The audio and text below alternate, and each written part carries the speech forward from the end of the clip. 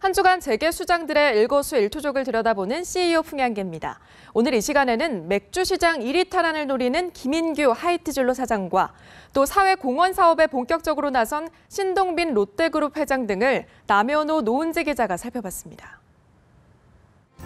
날씨가 더워지면서 시원한 맥주 생각 나실 텐데요. 김인규 화이트진로 사장이 맥주 시장 1위를 탈환하겠다며 공격적인 마케팅에 나서 관심이 쏠리고 있습니다.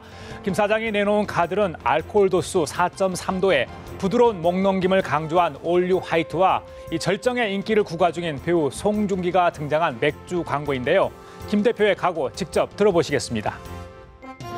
제2의 화이트 신화, 참이슬 신화를 만들기 위해 한마음으로 노력하고 최선을 다하고 있습니다. 지켜봐 주시고 많은 응원을 부탁드리겠습니다.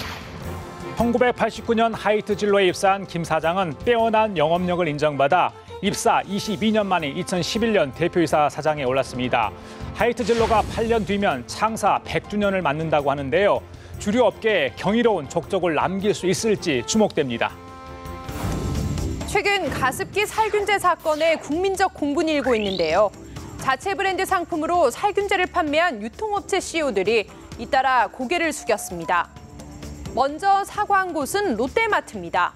김종인 대표가 기자회견을 열어 공식 사과를 하고 보상 계획을 내놨는데요. 가습기 살균제 관련 업체가 수습 방안을 따로 내놓은 건 2011년 사건 발생 5년 만에 처음이었습니다. 롯데마트의 사과는 당시 사장이었던 현 노병용 롯데물산 사장이 건의를 해서 롯데그룹 차원에서 추진된 것으로 알려졌는데요. 워낙 민감한 사안이라 발표 여부를 두고 그룹 내부에선 찬반 의견이 엇갈렸다는 후문입니다. 여기에 압박을 느꼈을까요? 홈플러스도 김상현 대표가 나서서 사과를 하고 외부 인사가 참여하는 보상 전담 기구를 설치하기로 했습니다.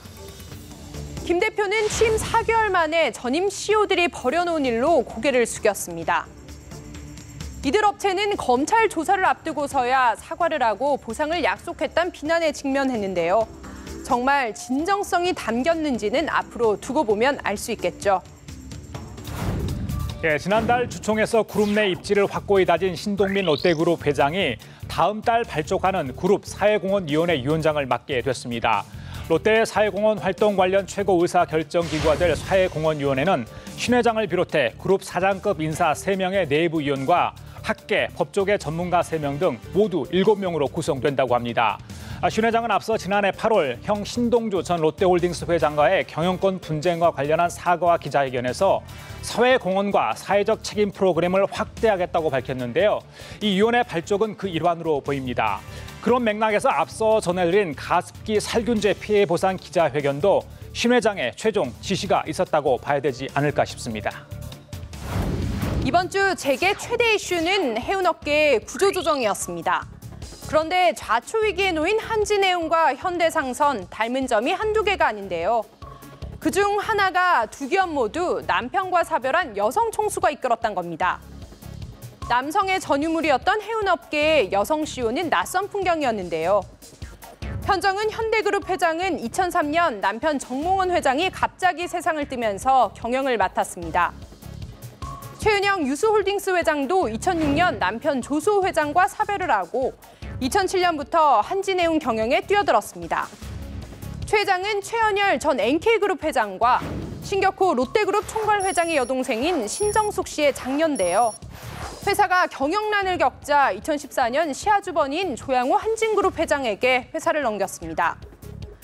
그런데 최 회장, 지난주 한진해운의 자율협약 발표 직전 두 딸과 함께 보유 주식을 팔아 27억 원을 챙겼죠.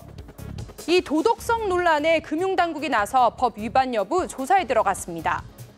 만약 최 회장 일가가 미공개 정보를 이용한 혐의가 사실로 확인이 되면 최대 100억 원의 벌금 또는 10년 이하의 징역형을 받을 수 있습니다. 남편의 유산인 회사를 살리려고 안간힘을 써야 할 시기에 혼자 잘 살아보겠다는 식의 행동에 주변 시선은 차갑기 그지없습니다. 네, 채권단이 자구노력 보완을 요구한 것도 진정성이 부족하다고 느꼈기 때문일 겁니다. 이번 주 CEO 풍양계는 여기까지입니다.